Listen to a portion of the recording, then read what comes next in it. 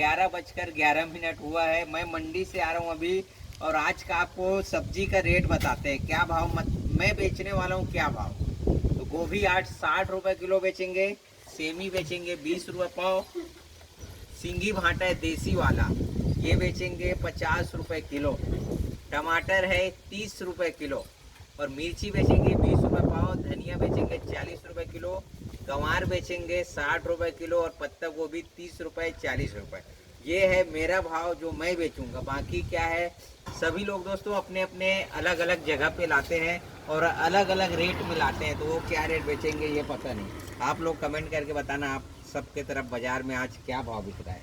क्या है, मंडी में जाओगे तो गोभी आपको 30 रुपये में भी मिलेगा, 40 रुपये में भी मिलेगा, 45 रुपये में भी मिलेगा। जैसा क्वालिटी लाएंगे ना उसके हिसाब से बेचना पड़ता है। तो मैं थोड़ा सा अच्छा क्वालिटी का लाया हूँ इसलिए अच्छा रेट बेचूंगा। तो आप लोग कमेंट करके बताना आप सबके तरफ टमाटर क्या भाव है। मैं 30 रुपये किलो बेच रहा हूँ।